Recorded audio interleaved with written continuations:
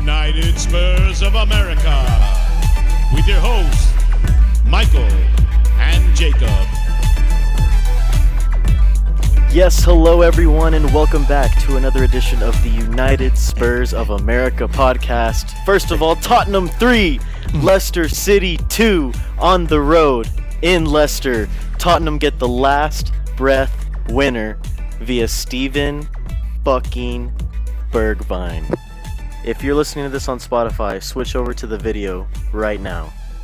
Steven Bergwijn is our Lord and Savior today, ladies and gentlemen. Welcome back to another edition, like we did mention, of the United Spurs of America podcast. Joined by your host, as always, Michael. Joined by Jacob. Jacob, oh my goodness, my friend. Oh my goodness. Talk to me. Stevie B at the death scores 2 times within, 3 minutes of each other, 2 minutes of each other in stoppage time in the 90 plus 5th and 90 plus 7th to give Tottenham all 3 points in what was a tough road win in the Premier League. Antonio Conte now unbeaten in 9 Premier League matches as Tottenham manager. And oh boy, does it feel good today. I just gotta put that on repeat, bro, and cry to that because honestly, the scenes when he equalized, I was like really happy because I was like, we managed to squeeze out this tie.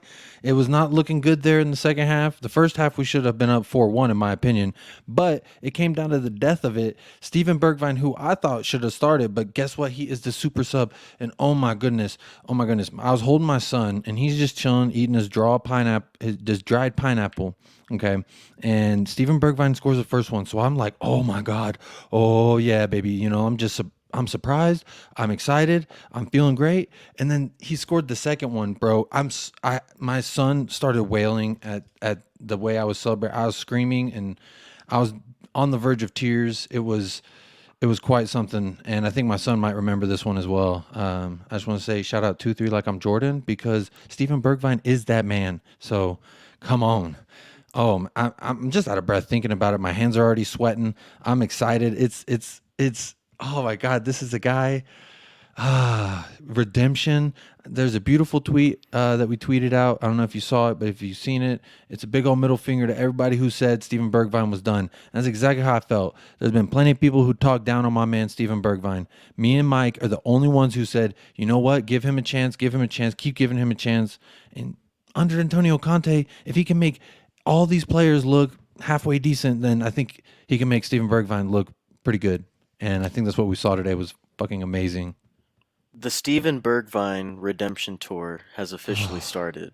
And Choot, at choot. the front of the train is your boy Jacob and your boy Mike. Because, ladies and gentlemen, absolute scenes, like I mentioned, on the road at Leicester would have been such a tough result. Tottenham go 1-0 down to start the match. Leicester go through Dougherty, go 1-0 up in the 24th minute. Harry Kane equalizes. Beautiful finish. Absolutely dusted Soyuncu to the dirt on his finish. Cut back on the right-hand side of the box. Curled it in with his left foot. His left foot. Hit the post and went in. And then Leicester ended up going up 2-1 through James Maddison. Lucky deflection off of Japhet Tanganga. That made it 2-1. I mean, it was 2-1 up until stoppage time. So obviously, honestly, I felt really gutted at that James Maddison goal, because if that doesn't go off Tanganga, Hugo is right there. So we go into stoppage time, as late as stoppage time. Steven Bergwijn had been on for 5 minutes. He came on in the 85th.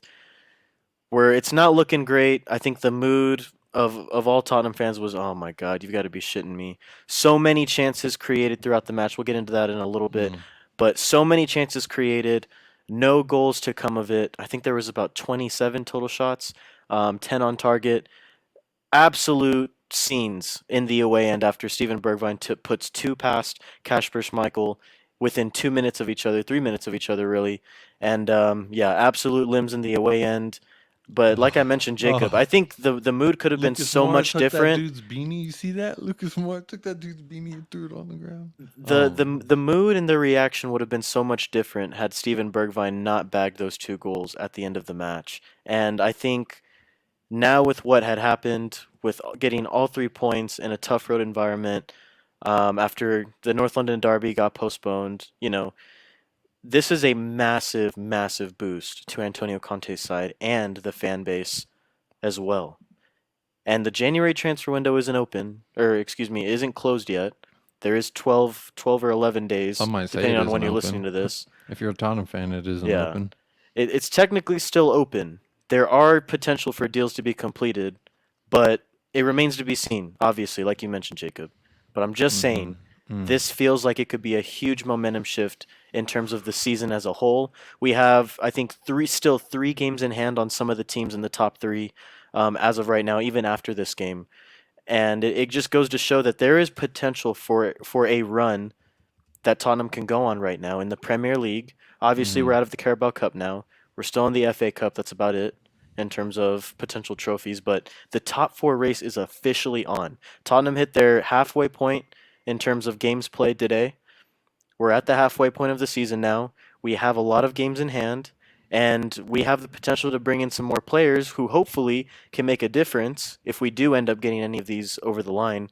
But Mm-hmm. you look at this team, we see the holes. We'll Oh, get I'll into it look in at a this little bit, team. Oh, I'll look at this and team. Mm. you can see what needs to be fixed, and it's Mm-hmm. right there for Daniel Levy and Paratici to improve Antonio Conte's side. But what a result, man! All 3 points today against Leicester City on the road again. Second season in a row where it seems like we've won at the death at Leicester, but nevertheless, man, oh, what a result! What a result! I I haven't mean, celebrated like that. I haven't celebrated a Tottenham winner like that yeah. in the Premier League since I think Harry Kane's pen to beat West Ham at home at White Hart Lane in I think 2015, 2016. Mm-hmm. I think the only other goal that tops that is obviously the Lucas Moura hat trick at Ajax, but oh my goodness. Oh my goodness. When that Out of when the nowhere. second goal went in, when Stevie's second goal went in to win the game, I could not believe. I was stunned. I was shocked. I was amazed. I couldn't even hit anything in the group chat. I was just speechless. I had to just take a second.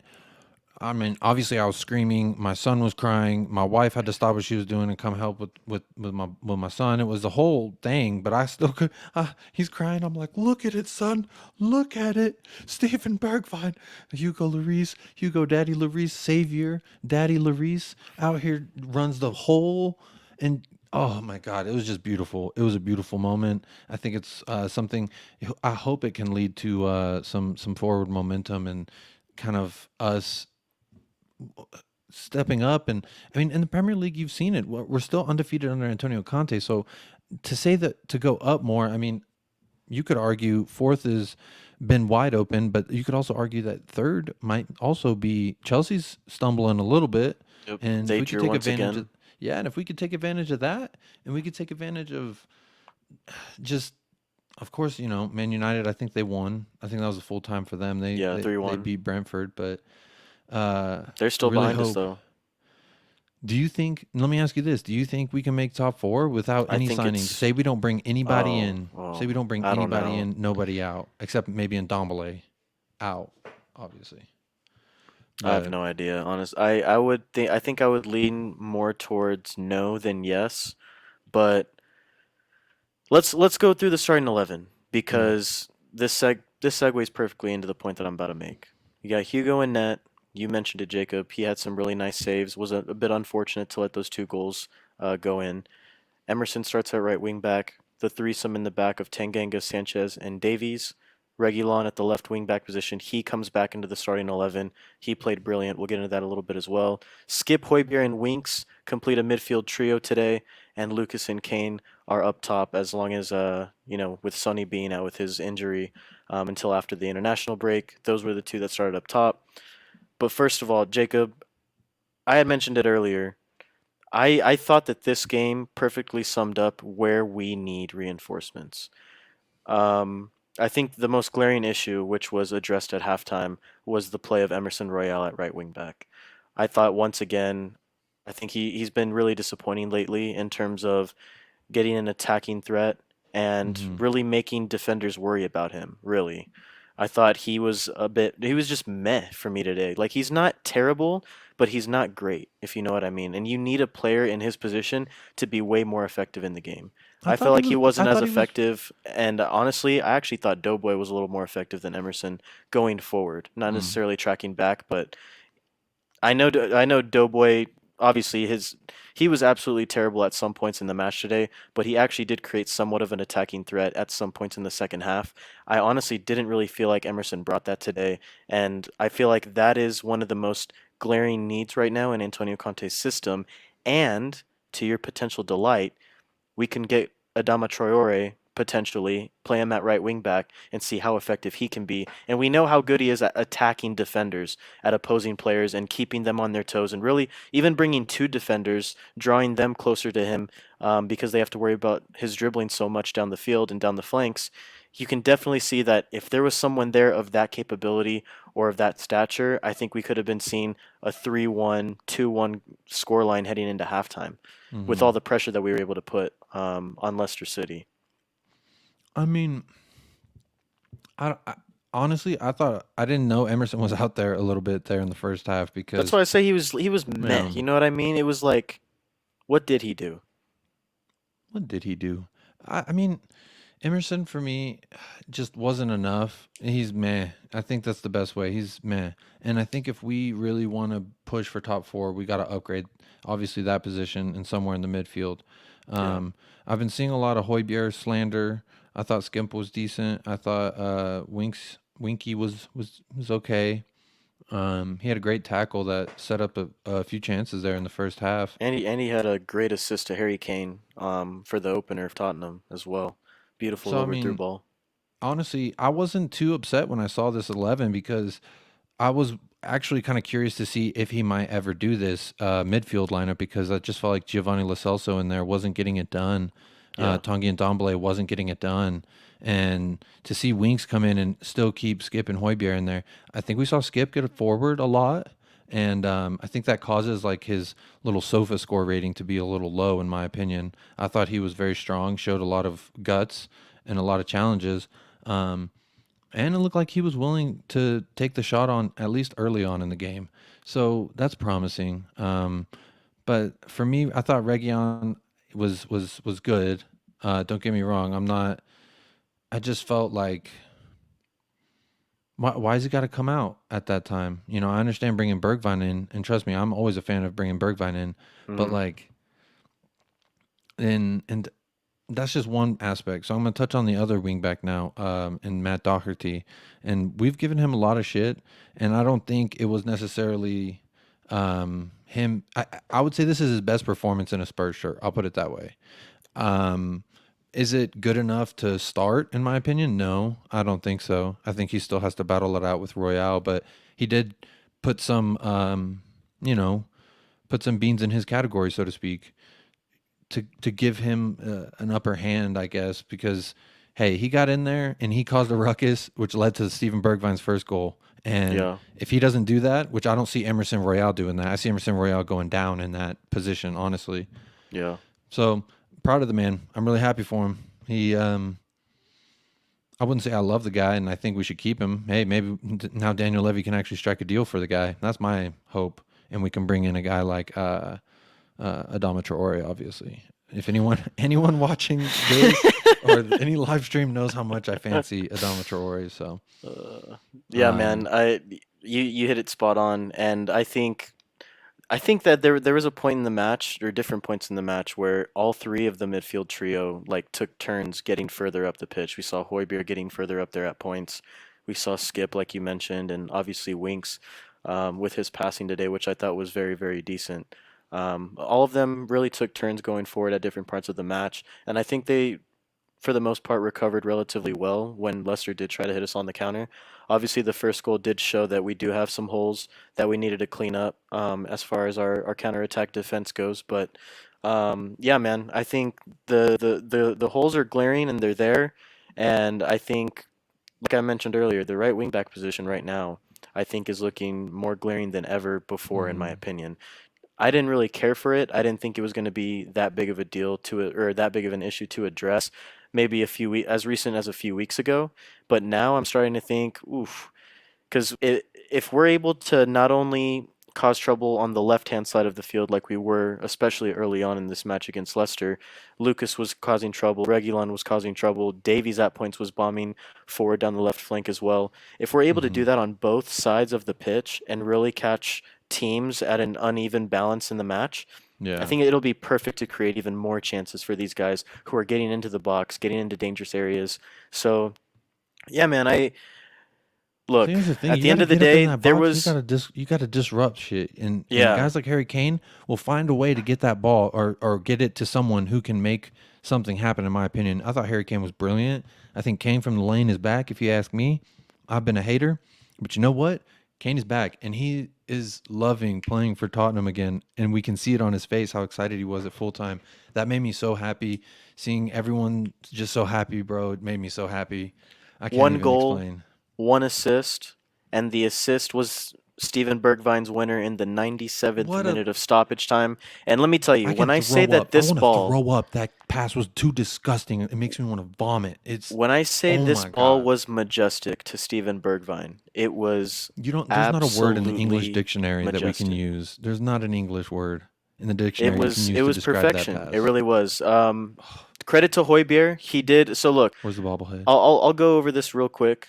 Where's the bobblehead? Højbjerg did not play very well at the beginning of the match and early on in the second half, but I thought he did enough to disrupt Leicester's midfield at different points in the match, and he did a very, very good job of intercepting Tielemans' pass and setting up Harry Kane to play Steven Bergwijn through on the last goal.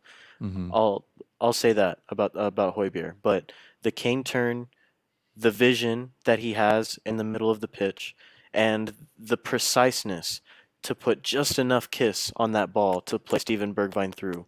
All Mm. Bergwijn had to do was take one touch around the Mm. keeper Ooh. And he did. Ooh. and hit it to the back post, which he did, off the post Oh. even. And it's redemption. I mean, it's such redemption for him because you say last year he probably misses that, right? It probably goes And he wide. did at Liverpool. If you remember last year, it Yeah. was pretty much the start of the turning point of that season and the start of the downfall of the Mourinho era was that Rip. Liverpool game. It felt like that was the result that we could have gotten all 3 points on the road in a tough Anfield environment. Steven Bergwijn unfortunately misses out on a goal late on, hits the post, Mm-hmm. and obviously misses out on a great opportunity to change the tide. And then everything just kind of spiraled down from there. Then he goes out of the team, struggles for form, and now it's a totally different result. Mm. He bags a brace Mm. within what 12 minutes Mm. of game time, 10 minutes of game time today at Leicester. He bags the game winner after talks of He came on in the Tottenham and 79th Ajax minute. talking about him going to Ajax for 15 million 18, euros, 18. something like that. Yeah. And now he's a player that you can't sell, you can't get rid of. He's Mm. a player that you need to start this weekend at Chelsea, and he's a Mm. player, like I mentioned, that is on a mission to start this redemption tour, and it has fully begun, ladies and gentlemen. It's just about whether or not we can keep the train rolling. There's a lot of things to say, especially about the last part that you just brought up. He came on in the 79th minute, Steven Bergwijn did, to score his 2 goals. So, but the other thing, Ajax trying to, I was offended. I went on record saying it's a slap in the face what Ajax offered us. 15 with like 3 million add-on bonus to make it 18 million. That was not enough for a man like Steven Bergwijn who's young. I thought if you're gonna move the guy out of here, do it on a like with a buyback clause so he can go play a couple years somewhere, maybe get his confidence up. But look what happened today. Mhm. His confidence is up. I mean, I start the guy. I've been saying we should start the guy, especially with Youngman Daddy injured. So I miss Hungman Daddy. But did you see his post on Instagram? Yep. My boy, my boy. Oh my God. I almost cried, bro. I was on the verge of tears at full time. That was just such a beautiful. I was ready to come and record our pod and be all fucking mad and sad and hell no, baby. Steven Bergwijn, 2-3 like I'm Jordan. I love it. Come on. Stevie B, baby, Stevie B. But yeah, man, let's talk about Harry Kane real quick. I think this was his best performance this season so far. I know he's had Easily. a few other really good performances that he hasn't necessarily gotten on the score sheet or any assists rather, but I thought this was a complete Harry Kane performance. I think the only thing that was missing was his hat trick that I think he deserved. Was very unlucky not to get two more goals on top of the one that he bagged. And like I mentioned, Yeah, that he had assist 2 to shots Steven blocked. Bergwijn was absolutely perfection. You just you can see that he is fully back at his best. And I texted you, Jacob, soon after the full time whistle. I said, "Yeah, Harry's back. He's Do you fully want me to read back." off his stats real quick? Because Go ahead. it's like FIFA stats, bro. Okay, minutes played, 90 minutes. Okay, so his rating was a 9.2 according to SofaScore. 1 goal, 1 assist, 3 shots on target, 5 shots off target, 2 shots blocked, 4 dribble attempts successful out of 4. So he was 100% successful in his dribble attempts. Hit the woodwork once, big chance missed, 1, which I think we all know was that sky ball he hit. But Yeah. hey, he's King Kane. He's But we allowed to have a move. We couple of those. move. Um, Ground duels, 11. He won 6 out of 11. Aerial duels, he won 4 out of 6. So that's like more than 50% of his aerial and ground duels he won. I mean, this man was on fire, and I think you said it. This is his best performance, at least you could definitely say in the Premier League so far. For sure. I had called for the live stream on Tottenham away. I had called for Harry Kane to bag a brace for the win. That was my prediction. Could have too. And he was so close. He was so close. So, I mean, Harry Kane, hats off to the lad. He's playing with passion again, and that's what you need. Bergwijn brought some passion. I think that's what Antonio Conte is trying to pull out of these guys is some Yep. fucking passion, because a lot of times we play so lackadaisical and like we don't give a shit. But today, when they brought Bergwijn on, he gave a shit, and you could see it. I mean, man's got tripped in the box, kind of stumbled over himself. Homeboy yells at his face, which, by the way, if you can peep the hair, shout out to Leicester's man of the match, Tommy Susoki or whatever his name is. Soyeonchu. Suyonchu, hey, you see this Greek flag, bro. Greeks and Turkey, they got a rough history. So either way, I'm just glad this man talked and he barked at the wrong fucking dog today. He barked at the wrong motherfucking dog today. He And he guess- first got dropped, and then he wants to talk shit to Steven Bergwijn about going down easy in the box. And then what? Not even 6 minutes later, his first goal's in the back of the net, and then Suck it. 2 minutes after that. Suck it again. Yeah, I mean, it was glorious, man. And I think, look, we saw what Antonio Conte earlier this week and this weekend said about the rumors about Steven Bergwijn. He's a player that Conte likes, and he says that he's got talents and abilities that not any other player in the squad currently has, and that they are very important to help the team in whichever competition that they're in. Mhm. This is a perfect representation of why Levy and Paratici just need to shut up and back Conte. Mhm. Just back the man. He knows what he's doing. He knows which players he wants. He knows which players we need, and he's already met with them to discuss that. Now it's time for you to shut up, stick the money out, and pay Stick it. whatever is necessary to back this man. We're being stingy about a potential Mm-hmm. signing of Adama Traore for what? In the region of what, roughly 20 mil, Don't get me 22 started. mil? Do not get me And started. and if it's worth adding on 5 mil, who gives a fuck? Get them in, back Conte, let him cook, and see what happens. Trust the man. Trust the man. With this squad under Nuno, we would have lost 3-0 for sure. Maybe 3-1. Maybe Kane does actually bag that first goal, but still, the mentality that Conte has brought to Tottenham and the reaction that we saw from the players is exactly why you bring him in, and is exactly why you need to back him. Perfect representation. Now he needs his players that he's identified, and let's push for this fucking top 4 challenge. It's right there for the taking. It's anyone's game, and we Conte still have a lot knows of this, games in and hand. Conte knows this. Conte knows how close we are to top 4. Arguably, we're sitting in the driver's seat of this, right? And when we were sacking our manager after a few months into the season, we weren't thinking that this was a possibility. So I'm honestly, I'm over the Carabao Cup. Fuck it. I'm on to Stamford Bridge in the Premier League. If we can get a draw, get 1 point, I'm happy with that. I mean, in our form, hey, who knows? Maybe we go out there and pull another upset. Tottenham, everywhere we go, we fucking batter them. Make a song about that. That's what I want to see. Yeah, Leicester So- fans started singing that in like the 80th minute. And I guess now they're going then home what with their dick in happened? their hands. Now they're Yeah, going home. then with what they- happened? Yeah, with tails between their legs, walking away. Yeah, we just put that ass whooping on you. Give me some of this. Dude, absolute scenes. Harry Kane, soon as the full-time whistle blew, Harry Kane ran over to the away end. Absolute limbs. Hugo runs down the pitch during Bergwijn's game winner and joins the fucking scenes. Dude, it's It was over. It glory, was glory, over, fucking Tottenham dude. Hotspur, man. What a day Oh, to be a Tottenham fan. We don't have a lot of these. We don't get to enjoy them very often, but when we do, boy, are they fucking sweet. it feels so Just real good. quick, the last thing on Steven Bergwijn, um, dog. Oh my goodness. I think when looking ahead to the short term and long term for the rest of the season, first of all, you got to keep him in the squad now. You can't let him go, especially with Conte being able to back him, and you know how he feels about Bergwijn. Got to keep him. But two, when you're looking at the Chelsea game, he has to start now. He has to start. And what I can see is either going with a front three with Lucas, Kane, and Bergwijn, or play Lucas and Kane up top together as two center forwards, if you will, taking turns making runs and dropping deep, and then having Bergwijn as a free flowing, essentially number 10 right behind them, because we know he can play there as well. He's really Mhm. effective in the middle and on the wings. He's a versatile player, and like Conte said, he's got abilities that no other player on this team has. It's a perfect opportunity to showcase his talents. It's a tough road environment once again that we're going to be having against Chelsea this weekend, but fuck it, man. After what happened today, We ride. we move. We We move move. and we ride. Kane was turning and burning. He was looking like, hey, you better up my FIFA pace because, boy, that was disrespectful. He was running. I was so impressed. Bergwijn, I mean, you look at his heat map in the box, primarily like where he can get to it on his right foot.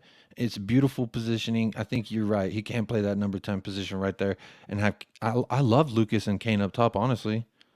I loved it. Yeah, it was really Um, good. It was very, very effective. Lucas was making dangerous runs. Shout out the midfield and Davinson as well at certain points. They were playing the long Davinson through balls to flexed on him a the few wings.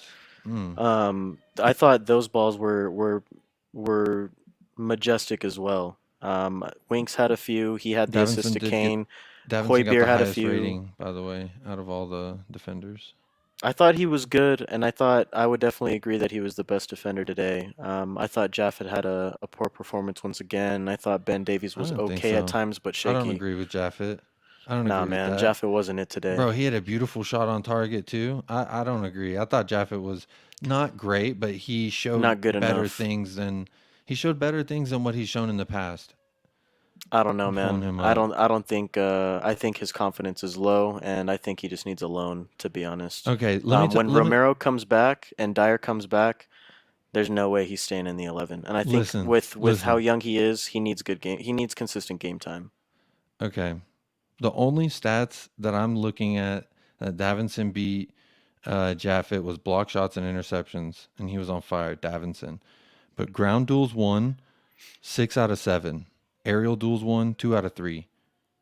Like that's pretty good. Davinson won 3 out of 5.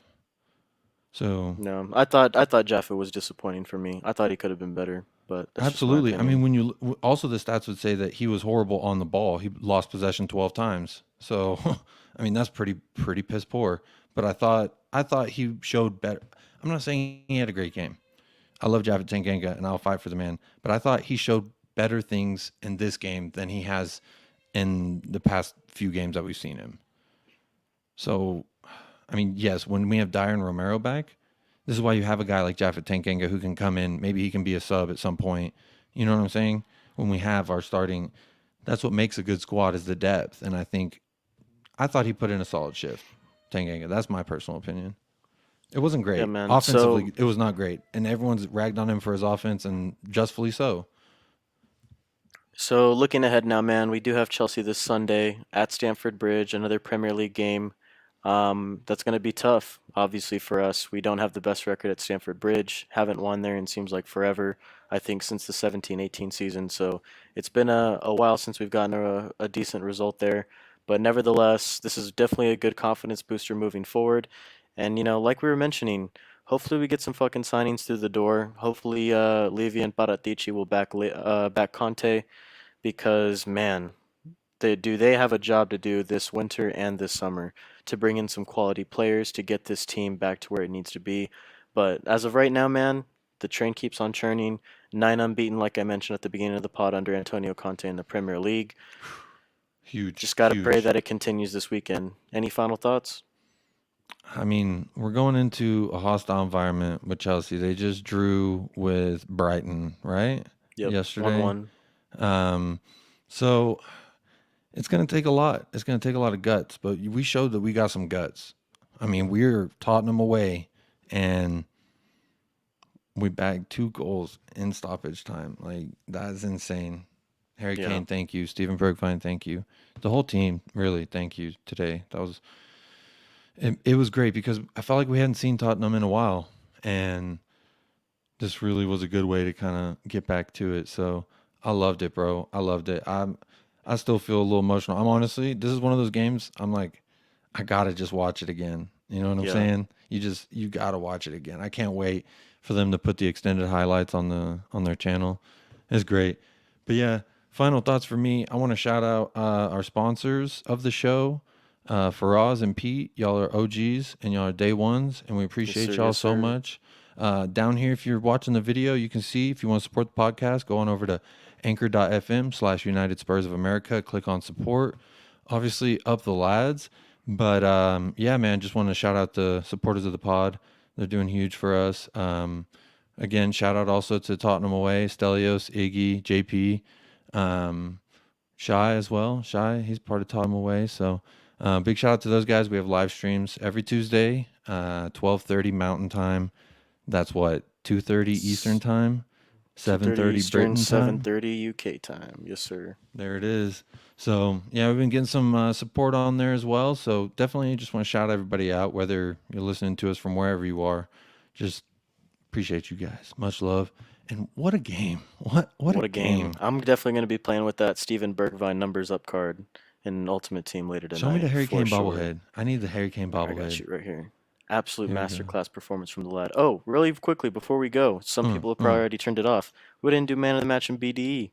Oh yeah, let's do it real quick. And if you turned off the pod already, then where the hell you at? Because you knew this was coming. Man of the match in BDE. Go ahead, my friend. Start it off, and then we'll wrap it up.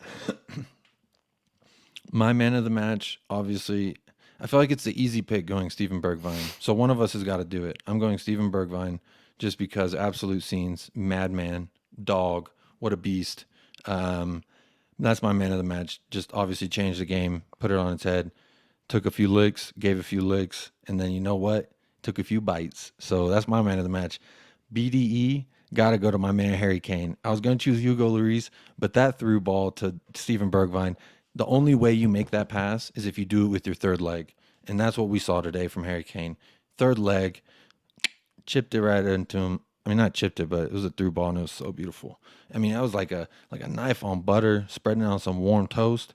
That's my BDE. Brought it all day, so hats off. That's mine. What about you? Man of the match, I'm going Harry Kane. Absolute masterclass performance from the king himself. Hurricane will rock you like one. BDE, got to go to Steven Bergwijn. Especially after Soyuncu got in his face in the penalty box, told him to get the fuck up. Steven Bergwijn shoves him, gets a yellow card, and proceeds to score 2 goals and presses his nuts firmly on their foreheads. Gotta go, Steven Bergwijn, BDE.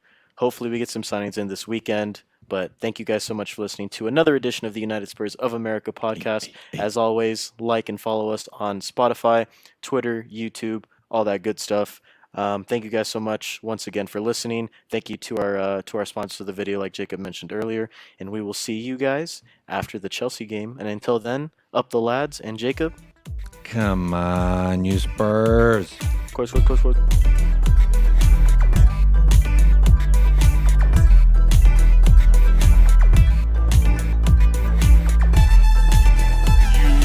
United Spurs of America.